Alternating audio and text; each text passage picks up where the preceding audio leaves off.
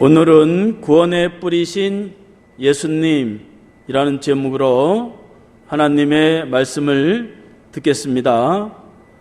구약 성경에 예수님의 오심에 대하여 여러 가지로 많이 예표하고 있습니다. 한 왕이 나실 것이다. 한 싹이 날 것이다. 가지가 날 것이다. 한 별이 있을 것이다. 한 규가 있을 것이다. 또 등불이 있을 것이다. 한 왕이 나타날 것이다. 그렇게 여러 가지로 예표하고 있고 나름대로의 그러한 특징들이 다 있습니다. 오늘은 구원의 뿔의 모습으로 탄생하신 예수님의 의미를 살펴보면서 우리가 어떻게 그 주님을 맞이해야 될지를 이 대림절 기간에 살펴보도록 하겠습니다. 오늘 본문은 예수님의 탄생의 임박함을 앞두고 세례 요한의 아버지 사가랴가 예언했던 말씀입니다. 예수님의 탄생을 가장 가까이에서 또 가장 이제 임박한 상태에서 예수님의 탄생을 예언했던 그러한 사람이 바로 사가랴였습니다. 그 사가랴는 예수님을 가리켜 구원의 뿔로 오신 메시아 그렇게 예언을 했습니다. 구원의 뿔로 오셨다고 하는 것은 힘과 능력을 가지고 오시는 메시아다 하는 그러한 의미를 가지고 있습니다. 당시 이스라엘은 바벨론과 페르시아와 헬라와 로마까지 약 600년 동안 어둠의 세력을 이제 다스림을 받고 고통을 당했는데 그 이유는 능력과 힘을 겸비한 왕이 없었기 때문이었습니다. 다윗 왕과 같이 힘과 능력을 겸비한 그러한 왕이 없었기 때문에 이스라엘은 식민지에서 벗어나지 못하고 굴욕적이고 비참한 그러한 생활을 하면서 메시아가 오기만을 기다렸고 얼마나 또 타락을 했는지 종교 지도자들은 타락을 했고 선지자들은 약 400년 동안 선지자가 나타나지 않았고 성전은 제사장과 바리새인들의 이익 집단이 되어 있을 뿐이었습니다. 백성들도 마찬가지로 하나님을 다 잃어버려서 예배를 드리지 못하는, 제사를 드리지 못하는 그러한 백성들이 많았고 겨우겨우 그냥 육신의 삶을 소망 없이 하루하루 살아갈 뿐이었습니다. 그 제사장 사가랴의 입장도 개인적으로 보면 자식을 얻지 못하고 소망 없이 그렇게 살다가 그는 제사장으로서 성전에서 기도하다가 요한이라고 하는 예수님의 길을 예비한 그러한 이제 마지막 구약의 마지막 선지자 또 신약의 첫 번째 순교자라고 말하고 있는 이제 이 요한을 낳게 된 것입니다. 요한은 태어나서 엘리야의 능력을 가지고 예수님의 길을 예비했던 그런 사람이었죠. 그래서 우리가 성탄절을 앞두고 어떻게 그 임박한 성탄절에 아기 예수님을 마음에 모시고 다시 오실 예수님을 어떻게 하면 더 마음에 느낄 수 있을까 하는 것들을 살펴보도록 하겠습니다. 사가랴는 어떤 사람이었기에 이렇게 예수님의 탄생을 미리 알고 예언할 수 있었을까요? 사가랴는 바리새인이요 제사장이요 종교 지도자 중에 하나였습니다. 그 당시 모든 종교 지도자들과 바리새인과 제사장들은 다 타락을 했고 그래서 하나님 앞에 죄를 범하면서도 죄인지도 모르고 그렇게 살아갔는데 사가랴는 세 가지의 그러한 모습을 가지고 있었습니다. 6절 말씀에 보면 사가랴는 하나님 앞에서 의인이었더라 그렇게 말씀을 하고 있습니다. 사가랴는 종교 지도자요 많은 사람들이 타락했 시대에도 그는 하나님 앞에서 의로움을 지키며 살아갔던 그런 사람이었습니다. 또한 두 번째로 6절 말씀에 보면 그는 하나님의 모든 규례와 계명을 따랐다고 그렇게 기록을 하고 있습니다. 그는 어려운 시대에도 제사장으로서 하나님의 말씀과 계명을 잘 지켜나가는, 실천하는 그러한 사람이었습니다. 세 번째로는 그는 성령 충만한 그러한 사람이었습니다. 67절부터 68절 말씀에 보면 그 붙인 사가라가 성령의 충만함을 받아 예언하며 이르되 찬송하리로다 주 이스라엘의 하나님이여 그 백성을 돌보사 속량하시며. 사가라는 제사장으로서 성령 충만함을 유지하면서 생활했습니다. 직분을 얻고 성경을 가르치고 많이 알다 보면 사실 그 지식으로 인하여서 마음이 식어지기가 쉬운데, 사가라는 그 마음 속에 성령의 충만함을 유지하고 있었다 하는 것입니다.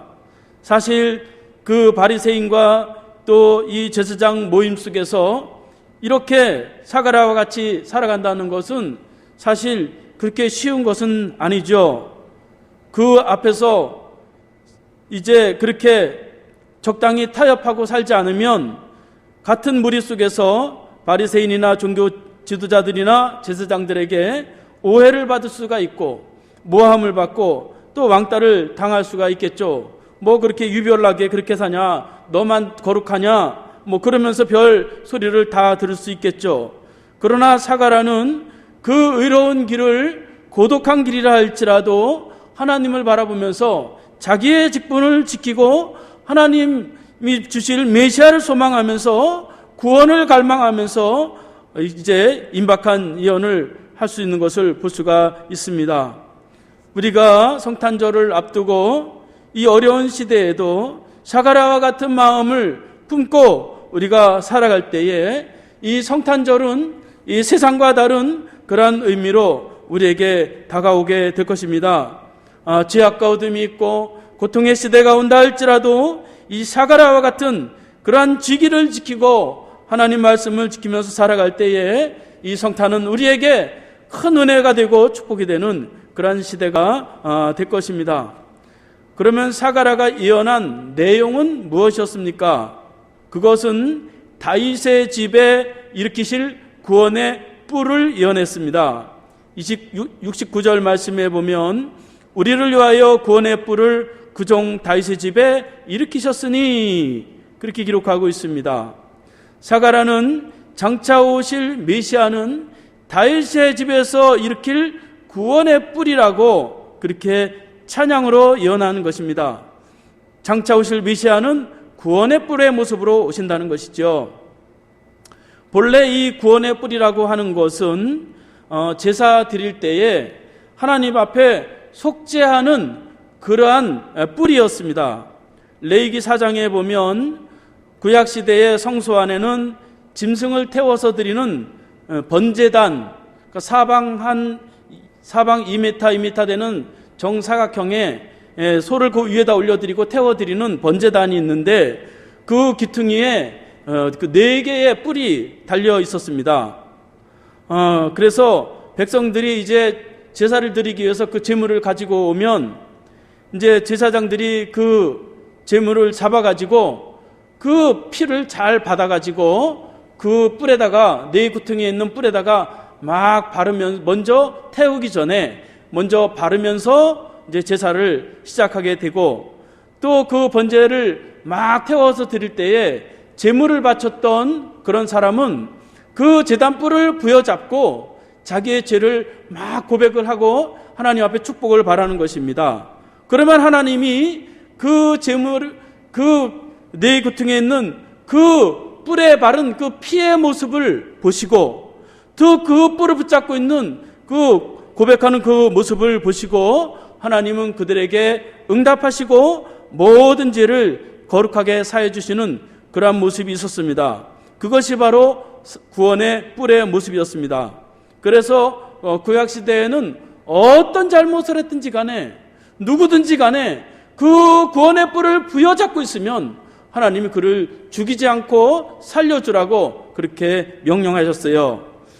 열왕기상 1장 5절 말씀에 보면 다윗의 네 번째 아들 아도니아는 자기가 왕이 되겠다고 자기의 모든 형제를 다 죽이고 또 아버지 몰래 자기가 병거와 기병과 군대를 모집하고 그랬는데 그 솔로몬이라고 하는 그 어린 그 동생을 죽이지 못해서 다윗이 몰래 가서 그 솔로몬을 왕으로 이제 세워서 백성들이 그 솔로몬을 따르게 됐죠. 그때 솔로몬이 이제 그 아도니아를 죽이려고 했지만 아도니아는 제단으로 달려가서 그 제단 뿔을 막 부여잡고서 있었을 때에 솔로몬은 그 아도니아를 죽이지 않았던 것을 볼 수가 있습니다. 이렇게 제단 뿔은 사죄의 표시이고 구원의 표시였습니다. 이렇게 이 제단 뿔이 바로 이제 오늘날 이제 구원의 뿔로 오신 바로 그 예수님으로 오셨다 하는 것입니다. 이 구원의 뿔로 오신 그 예수님이 누구를 위해서 오셨느냐? 이 성탄절은 과연 누구를 위해서 있느냐? 그것은 바로 나를 위해서 있다라고 하는 것으로 우리가 믿고 받아들일 때에 이 성탄절은 의미가 있다는 것이죠. 69절 말씀에 보면 우리를 위하여 구원의 뿔을 일으키셨다. 샤가라는 그렇게 고백하고 있습니다. 샤가라는 이 뿔은 나와 우리 민족을 위해서 보내셨다. 그렇게 확신하고 고백하는 그러한 모습을 볼 수가 있습니다. 당시 많은 이제 종교 지도자들과 제사장들과 바리새인들이 하나님을 섬기고 있었음에도 불구하고 메시아가 올 것을 알아차리지 못한 것을 볼 수가 있어요. 그러나 샤가라는 이제 구원의 뿔로 오시는 그 예수님은 바로 나를 위해서 오신 그 예수님이다 라고 하는 것을 볼 수가 있습니다.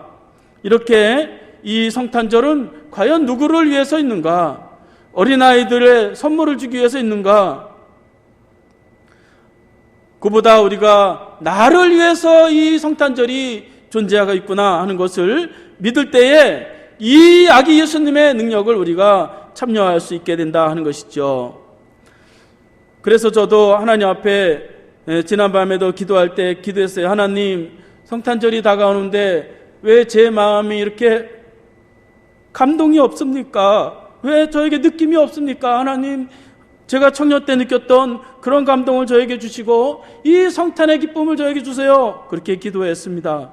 그랬더니 마음속에 확신이 들고 하나님의 큰 은혜가 임했어요. 그러니까 이 성탄절이라고 하는 것은 바로 저와 여러분에게 1대1로 나를 위해서 아기 예수님이 오셨다라고 하는 것을 받아들일 때에 이 성탄절의 의미는 우리에게 크게 다가오게 됩니다. 샤가라는 이 구원의 뿔이 바로 예수 그리스도라고 그렇게 이제 말씀하고 있어요. 70절에 보면 이것은 주께서 예로부터 거룩한 선지자 입으로 말씀하신 바와 같이 그렇게 이제 기록하고 있습니다. 샤가라는 이 구원의 뿔은 구약의 모든 거룩한 선지자들이 입으로 미리 말씀하셨던 그 메시아다 그렇게 말씀하고 있는 것입니다. 구약 성경에는 이스라엘을 위해서 하나님이 구원의 뿔을 보내주실 것을 미리 예언한 성경 구절들이 있습니다. 사무엘상 2장 10절 말씀에 보면 한나는 아기를 낳지 못했을 때에 하나님 앞에 막 기도하면서 사무엘을 얻고 나서 하나님을 찬송하면서 하나님의 기름 부음 받은 자의 뿔을 높이시는 그 하나님을 찬송하면서 메시아를 바라봤습니다. 신명기 33장 17절 말씀에 보면 이렇게 기록하고 있습니다. 그는 첫 송아지 같이 위엄이 있으니 그 뿔이 들소의 뿔 같도다. 이것으로 민족들을 받아 땅끝까지 이르리니 곧 에브라임의 자손은 만만이요 문낫의 자손은 천천히로다. 그렇게 말씀해서 메시아는 들소의 뿔과 같이 강력한 그런 왕으로 이 땅에 오실 것을 예언하고 있습니다.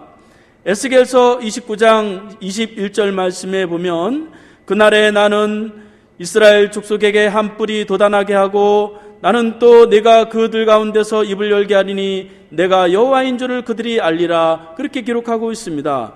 에스겔은 이스라엘 족속들 가운데서 한 뿔이 돋아나서 그 여호와를 증거할 것이라고 그렇게 말씀하는 것을 볼 수가 있습니다. 이처럼 구원의 뿔은 이제 아기 예수님으로 오신 예수 그리스도다 하는 것이죠. 그래서 예수 그리스도 안에 하나님의 능력이 있고 하나님의 힘이, 강력한 힘이 그 안에 있습니다. 여러분, 이 소 같은 거 보세요. 겉으로 볼 때는 별로 얌전한 그러한 짐승 같지만, 그러한 온순한 짐승이라 할지라도 그 뿔이 말이죠, 얼마나 강력한 그러한 힘이 됩니까? 이처럼 연약한 사람도 아기 예수 그리스도를 왕으로 모시고 또 그를 구주로 모실 때에 하나님의 힘과 능력을 얻게 됩니다. 모세는 80세에 부름을 받았으나 그는 이스라엘을 그 광야 속에서도 인도한 위대한 지도자가 되었고, 갈렙은 85세에 하나님 앞에 헤브론을 정복하는 그 산악을 정복하는 그 일들을 해냈던 것을 볼 수가 있고, 소년 다윗은 하나님이 주신 능력으로 자기보다 몇 배나 더 큰 골리앗을 물리치는 것을 볼 수가 있습니다. 하나님은 우리에게 힘을 주시는 분이시고 능력을 주시는 분이신데, 그 힘과 능력은 바로 예수 그리스도, 구원의 뿌리신 예수 그리스도를 알게 되고 믿게 되고 따를 때에 그 위대한 힘을 우리에게 주시는 그러한 분이십니다. 그래서 성경에 보면 여호와는 나의 뿌시요 나의 힘이시요 나의 능력이라고 다윗은 그렇게 고백하는 것을 볼 수가 있습니다. 이렇게 우리가 그 예수 그리스도를 통해서 이 어려운 시대에도 구원의 뿔로서 우리가 믿고 따라갈 때에 우리에게 이 세상을 이길 수 있는 위대한 힘과 능력은 우리가 얻게 된다 하는 것이지요. 그러면 구원의 뿔 대신 예수님이 오시면 우리에게 어떤 일을 하실까요? 오늘 본문에는 세 가지의 일을 하신다고 기록하고 있습니다. 첫 번째로는 모든 미워하는 원수들에게서 구원하신다, 그렇게 기록하고 있습니다. 71절 말씀에 보면 우리 원수들에게와 우리를 미워하는 모든 자의 손에서 구원하시는 일이라, 그렇게 기록하고 있습니다. 사가라는 모든 원수의 손에서 구원하시는 분으로 구원의 뿔이 오신다, 그렇게 기록하고 있는 것을 볼 수가 있습니다. 여기서 원수는 당시 이스라엘을 지배했던 로마 제국이라고 할 수가 있죠. 그래서 예수님이 오신 이후에 결국 로마는 그 예수 그리스도의 이름 앞에 굴복하는 것을 볼 수가 있어요. 역사에 보면 313년에 콘스탄틴 대제는 그렇게 이제 그 예수 믿는 사람을 학대했던 그 로마가 결국 로마의 국교로 그렇게 제정하는 것을 볼 수가 있어요. 그러니까 여러분, 우리가 또 성탄절을 이렇게 보내고 있지만 이 성탄절을 누가 제정했을까요? 역사가들에 의하면 아이러니하게도 아기 예수님을 가장 학대했던 그 로마가 335년, 학자들에 따라서 354년, 이 둘 중에 하나라고 하는데, 그 로마가 말이죠, 이 성탄절을 제정하는 것을 볼 수가 있습니다. 그러니까 하나님은 원수들의 목전에서 아기 예수님을 높이시고 이제 그들을 정복하는 모습을 볼 수가 있게 되는 것입니다. 여러분, 그렇다면 오늘날 우리의 원수는 누구입니까? 우리의 원수는 사람이 아니라 바로 사탄 마귀죠. 마귀는 오늘날도 우리를 끝까지 대적하고 악한 일로 꾸미고 죄를 짓게 만들고 하나님을 떠나게 합니다. 때로는 양의 탈을 쓴 늑대의 모습으로, 때로는 무서운 사자와 같이, 때로는 우리를 유혹하는 여우와 같은 모습으로, 때로는 이제 물질로, 때로는 사업으로, 때로는 사람으로 우리를 넘어뜨리려고 그렇게 다가옵니다. 그런데 이 마귀를 우리가 이겨야 된다 하는 것이죠. 그런데 우리가 그것을 이길 힘이 없어요. 성경에 보니까 마귀가 얼마나 큰 능력을 가졌는지 우리 스스로는 이길 수가 없어요. 계시록 13장 1절 말씀에 보면 사탄에 대해서 10뿔을 가진 자다, 그렇게 기록하고 있고, 17장 3절 말씀에 보면 얼굴이 7개의 모양으로 그렇게 가지고 있다고 하는 것을 상징적으로 사탄을 표현하고 있습니다. 이처럼 마귀는 하나님이 창조하신 천사 중에 가장 힘이 셌던 천사장이었기 때문에 우리들의 힘으로는 원수이지만 이길 수가 없습니다. 그래서 스스로 내 결심으로 원수를 이기려고 하는 것은 어리석은 일이라고 볼 수가 있어요. 그 원수된 마귀를 이길 수 있는 유일한 힘은 구원의 뿔 대신 그 능력의 예수 이름을 우리가 믿고 그 예수 이름으로 나아갈 때에 비로소 그 마귀는 한 길로 왔다가 8길로 도망가게 되는 것입니다. 그래서 이 하늘 영광을 버리고 오신 그 아기 예수님의 마음을 본받고 겸손하고 또 그 아기 예수님과 같이 우리가 살아갈 때에 우리는 이 땅에서 수많은 마귀의 그러한 도전 가운데서도 얼마든지 이길 수 있고 하나님의 축복 가운데 생활할 수 있다 하는 것입니다. 두 번째로는 구원에 뿌리신 예수님은 아브라함에게 하신 모든 약속을 이루십니다. 72절, 73절 말씀에 보면 우리 조상을 긍휼히 여기시며 그 거룩한 언약을 기억하셨으니 곧 우리 조상 아브라함에게 하신 맹세라 그렇게 기록하고 있습니다. 구원의 뿔을 일으키신 그 이유는 거룩한 언약, 아브라함에게 하셨던 그 맹세를 그를 통해서 이루고자 하기 때문이다 하는 것이지요. 구원의 뿔 대신 예수 그리스도는 아브라함에게 해주셨던 그러한 육신적인 축복은 물론 영적인 그러한 축복도 이루어지게 하시는 실체다 하는 것입니다. 여러분, 아브라함에게 하나님이 어떤 축복을 하셨습니까? 창세기 22장 17절 말씀에 보면 내가 내게 큰 복을 주고 내 씨가 크게 번성하여 하늘의 별과 같고 바닷가의 모래와 같게 하려니 내 씨가 그 대적의 성문을 차지하리라 그렇게 말씀하고 있습니다. 하나님은 아브라함을 열국의 아버지로 부르시고 내 씨를 하늘의 별과 같이 바닷가의 모래와 같이 이렇게 많게 해주시겠다고 약속해 주셨는데 그것을 이루신 분이 바로 구원의 뿔 대신 예수 그리스도라 하는 것입니다. 아브라함이 이제 하늘의 별처럼 많은 자손을 얻게 해주셨다고 했는데 사실 그는 이제 이삭과 이스마엘 두 명밖에 사실은 아들을 얻지 못했죠. 이것은 영적으로 많은 하나님의 백성이 온 세상에 편만하게 퍼져나갈 것을 말씀하신 것이라고 할 수가 있습니다. 그래서 이 아브라함에게 약속했던 그 하나님의 축복이 예수 그리스도를 통해서 성취되었는데 온 세계에 예수 그리스도를 통해서 하나님을 믿는 주의 백성들이 많아지는 것입니다. 여러분, 그래서 지금도 이 복음의 능력은 점점 퍼져나가고 확장되고 있습니다. 한국 기독교인이 줄어들고 있다. 그러지만 말이죠. 여기는 줄어들지 몰라도 중국과 동남아와 아프리카는 여전히 복음의 능력을 가지고 퍼져나가고 있는 것을 볼 수가 있습니다. 이것이 바로 아브라함에게 주신 열방을 이제 그에게 주시는 그러한 축복이라고 볼 수가 있고 이 약속은 반드시 지켜질 것이고 우리가 그 약속을 믿고 거기에 사명을 감당할 때에 하나님 우리에게 축복하시고 우리를 구원하십니다. 세 번째로 구원의 뿔이 되신 예수 그리스도께서 오시면 어떤 일들이 일어나느냐? 성결과 의로움으로 하나님을 섬기게 된다 하는 것입니다.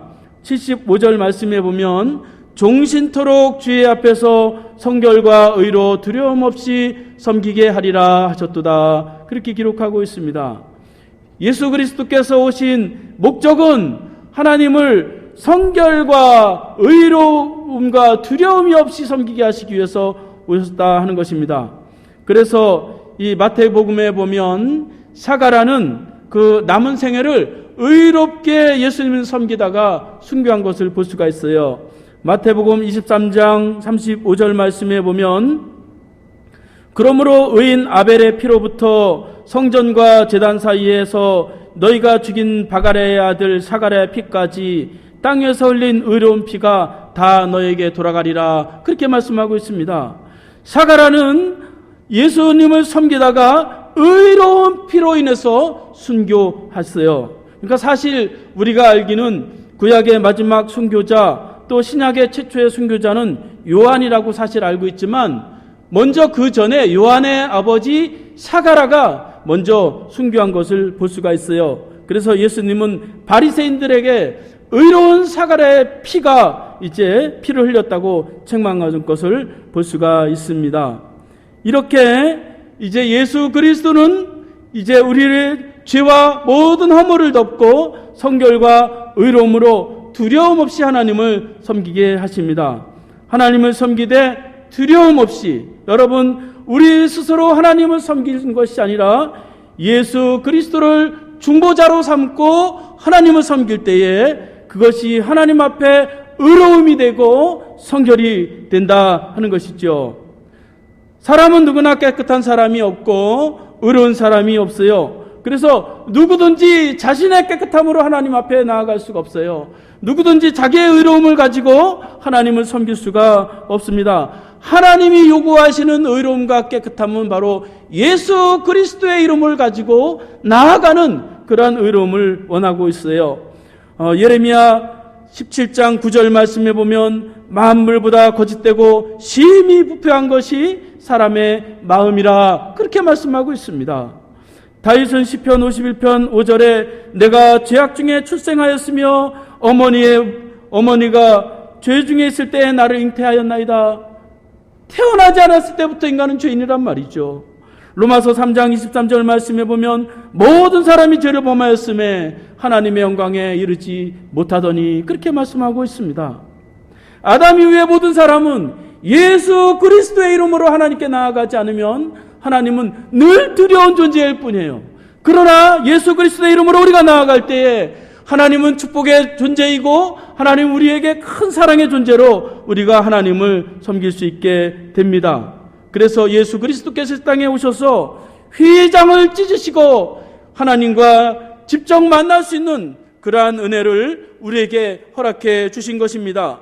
그전에는 말이죠, 제사장을 통해서 나아가야 되고, 오늘날도 말이죠, 가톨릭은 사제 그 신부에게 자기의 죄를 고백해서 신부가 하나님께 죄를 또 고백을 하잖아요. 그러나 이제는 우리가 그렇지 않습니다. 예수 그리스도께서 우리의 부족함과 허물을 다 용서하시고 구원받은 하나님의 백성이 되었기 때문에 이제 예수님을 믿고 하나님을 두려워하기보다 하나님의 축복과 구원의 기쁨으로 우리가 나아갈 수 있게 되었다 하는 것입니다.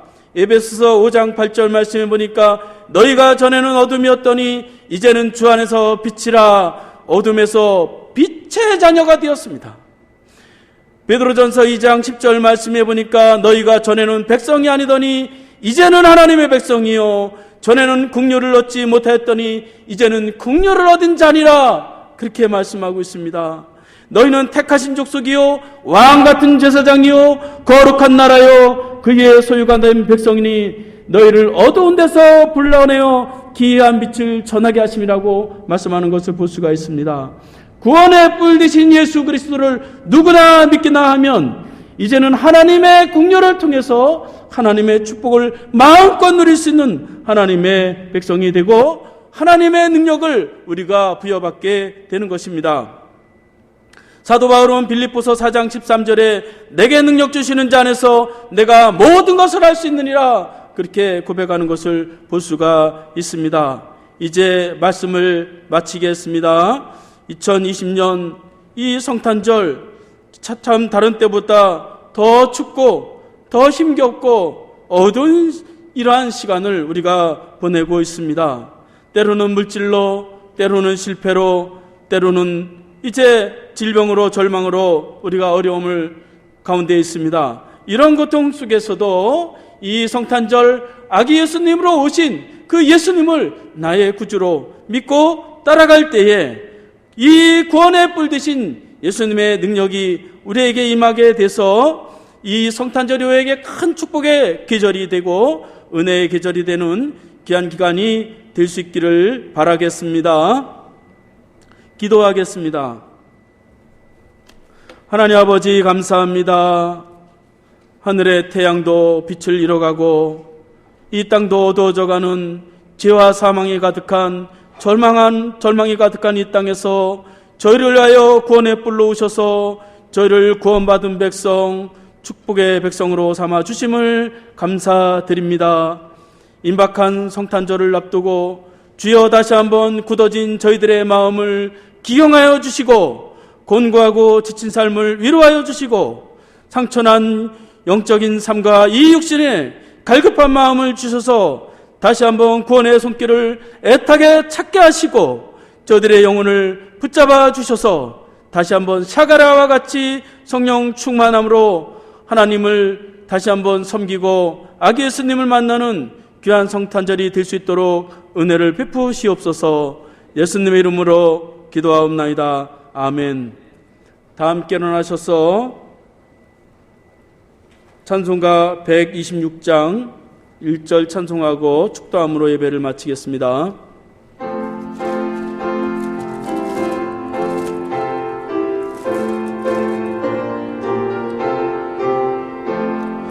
천사 찬송하기를 거룩하신 구주께 영광 돌려보내세. 구주원을 나셨네. 크고 작은 나라들 기뻐하다 하여라. 영광 받을 왕의 왕 베들레헴 나신 주. 영광 받을 왕의 왕 베들레헴 나신 주. 아멘. 기도하겠습니다.